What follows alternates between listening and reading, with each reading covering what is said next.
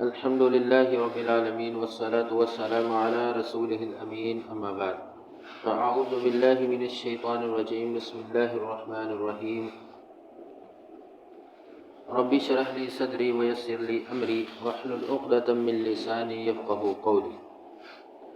29واں پارہ سورہ مدثر۔ آج کے سبق کا خلاصہ یہ جب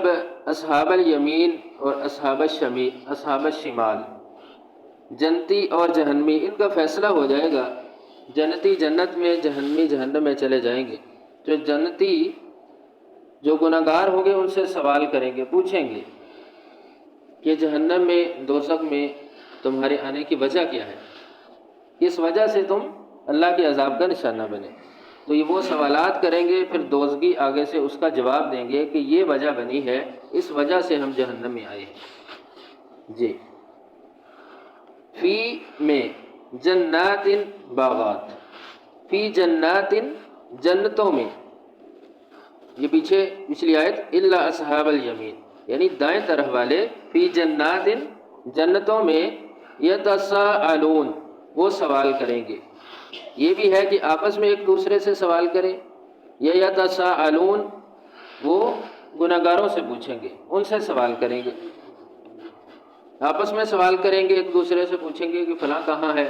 جو تمہارے ساتھ ہوتا تھا، فلاں کہاں گیا، نظر نہیں آ رہا جنت میں،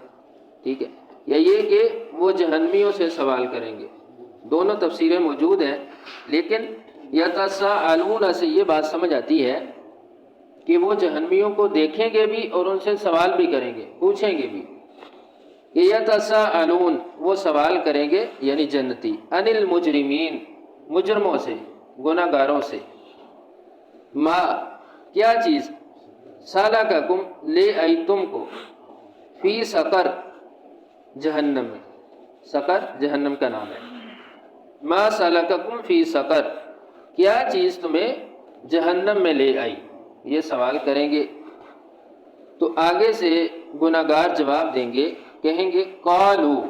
وہ کہیں گے لم نکو نہیں تھے ہم، من المصلین نماز ادا کرنے والے، قالو لم نکو من المصلین وہ کہیں گے کہ ہم نماز نہیں ادا کرتے تھے، یعنی پہلی ریزن یہ ہے کہ ہم نماز نہیں ادا کرتے تھے۔ یہ نہیں کہیں گے کہ ہم ایمان نہیں لائے، بلکہ یہ کہیں گے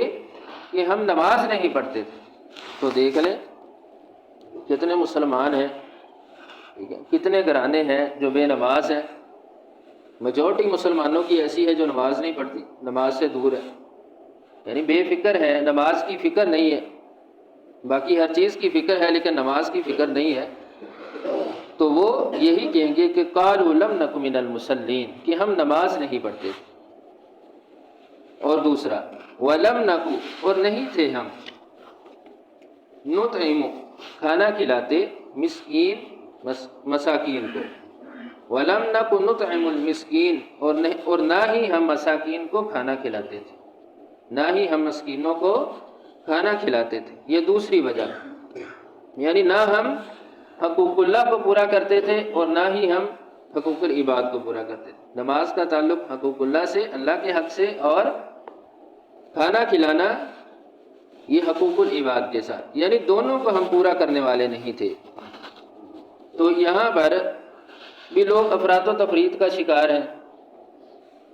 کہ کچھ یہ سمجھتے ہیں کہ نماز پڑھی، عبادت کی، بس یہی دین ہے، اور کچھ یہ سمجھتے ہیں کہ خدمت خلق یا یہ کام کرنا، لوگوں کی خدمت کرنا، یہی دین ہے۔ یعنی دونوں طرف افراط و تفریط کا شکار ہیں۔ ایک تو یہ کہنے والے کہ عبادت کرو، نماز پڑھو، روزہ رکھو، ٹھیک ہے، حقوق اللہ کو پورا کرو، یہی دین ہے، اور دوسری طرف کہ خدمت انسانیت، این جی اوز، ایسی جماعتیں، لوگ موجود ہیں جو یہ نظریہ اور سوچ رکھتے ہیں، ان کا یہ موٹو ہے خدمت انسانیت، یعنی انسانیت کی خدمت کرنا یہی دین ہے، عبادت اللہ کی کرنا، نماز روزہ، اس کی ضرورت نہیں ہے، نہیں، بلکہ دونوں چیزیں ضروری ہیں۔ جیسے یہ چند دن قبل پہلے جو ہے وزیر تعلیم، اس نے یہ بات کہی مجمع عام کے اندر کہ میں نے جمعہ کی نماز نہیں پڑھی، کس وجہ سے؟ کہ میں ایک سوشل ورکر ہوں، یعنی لوگوں کی خدمت کرتا ہوں، ان کے نزدیک کیا ہے کہ لوگوں کی خدمت یہ اہم ہے اللہ کی عبادت سے، یعنی میں نے اس وجہ سے جمعہ کی نماز نہیں پڑھی۔ تو ایسی سوچ اور فکر رکھنا کہ یا تو خدمت انسانیت ہی دین ہے یا صرف اللہ تعالیٰ کی عبادت کرنا یہی دین ہے، ایک حصے کو دین بنانا دوسرے کو چھوڑ دینا نہیں، دونوں چیزیں حقوق اللہ کو پورا کرنا اور حقوق العباد کو پورا کرنا، یہ دونوں چیزیں دین کا حصہ ہے۔ اور تیسری چیز وَقُنَّا، وہ کہیں گے نَخُوضُ، ہم بحث کرتے، مَعَ الْخَائِضِينَ، بیہودہ بحث کرنے والوں کے ساتھ، وَقُنَّا نَخُوضُ مَعَ الْخَائِضِينَ، وہ کہیں گے کہ ہم بحث کرتے تھے بیہودہ بحث کرنے والوں کے ساتھ۔ بیہودہ بحث دین پر، دین کا مذاق اڑانا، ٹھیک ہے، یا بیٹھے رہنا، دین کے بارے میں باتیں کرنا، دین والوں کی باتیں میں بارے کرنا، ایسے ہی جو لوگ دین پہ عمل کرنے والے ہیں ان کے بارے میں باتیں کرنا، تو یہ ساری چیزیں کُنَّا نَخُوضُ مَعَ الْخَائِضِينَ، کہ بے جا بحث میں ہم پڑے رہتے تھے۔ عبادت کا وقت ہے، نماز کا وقت ہے، نماز کے لیے ہم کھڑے نہیں ہوتے تھے، اللہ کی عبادت کے لیے نہیں آتے تھے، بلکہ بحث مباحثہ اسی کو ہم نے دین کا حصہ سمجھ لیا تھا، بلکہ یہی دین سمجھ لیا تھا۔ تو آپ بھی دیکھتے ہیں لوگ موجود ہیں، لوگ ایسا کرتے ہیں کہ صرف بحث ہے، دین پہ اعتراضات ہیں، دین کا مذاق اور ٹھٹھا ہے، ٹھیک ہے، یا جو لوگ دین پہ چلنے والے نیکی کرنے والے ہیں ان کے ساتھ مذاق ہے، صرف یہی چیزیں ہیں، یہی دین باقی ہے، لیکن دین کے عمل میں بالکل عاری ہیں، بالکل پیچھے ہیں، بالکل کمزور ہیں۔ تو تیسری چیز ہے کہ وَكُنَّا نَخُوضُ مَعَ الْخَائِضِينَ، کہ ہم بیہودہ بحث کرنے والوں کے ساتھ بحث کرنے والے تھے، یعنی آپس میں صرف اسی کام میں لگے رہتے تھے۔ اور چوتھا وَكُنَّا، اور ہم تھے نُكَذِّبُ، جھٹلانے والے،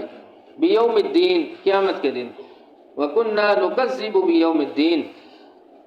اور ہم قیامت کے دن کو جھٹلانے والے تھے۔ یہ چوتھی ریزن وہ بیان کریں گے۔ نُكَذِّبُ، جھٹلانا دو طرح سے ہے، ایک ہوتا ہے کلی جھٹلانا، کلی انکار کر دینا کہ قیامت ہے ہی نہیں،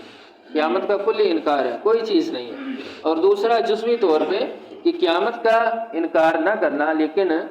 قیامت میں حساب و کتاب کا انکار ہے، اس کا یقین نہیں ہے، اس کے لیے تیاری نہیں ہے۔ کلی طور پر اور جزوی طور پر نُكَذِّبُ بِيَوْمِ الدِّينِ، ہم قیامت کے دن کو جھٹلانے والے تھے، وَكُنَّا نُكَذِّبُ بِيَوْمِ الدِّينِ، اور چوتھی وجہ کہ ہم قیامت کے دن کو جھٹلانے والے تھے، حتیٰ، یہاں تک کہ اتانا، اتانا آ گیا ہمارے پاس، الیقین، یقین، حتیٰ اتانا الیقین، یہاں تک کہ ہمارے پاس یقین آ گیا۔ یقین سے مراد موت، موت یقینی ہے، ہر کوئی اس پہ یقین رکھتا ہے، جتنا بھی پختہ یقین کسی کا قیامت پر ہو لیکن موت سے پختہ یقین نہیں ہوتا۔ موت پر ہر کسی کا یقین ہوتا ہے کہ موت آ کر ہی رہے گی، تو وہ کہیں گے کہ حتیٰ اتانا الیقین، یہاں تک کہ ہمارے پاس موت آ گئی، ہم اسی کام میں لگے ہوئے تھے اور موت نے ہمیں گھیر لیا، موت نے ہمیں پکڑ لیا۔ تو قیامت کے دن جنتی جہنمیوں سے سوال کریں گے اور جہنمی یہ چار قسم کے جواب دیں گے، وجوہات بیان کریں گے کہ یہ چار چیزیں ہمیں جہنم میں لے کر آئی ہیں۔ اللہ تبارک و تعالیٰ سمجھنے کی توفیق دے۔ سبحان ربک رب العزت عما یصفون وسلام علی المرسلین والحمد للہ رب العالمین۔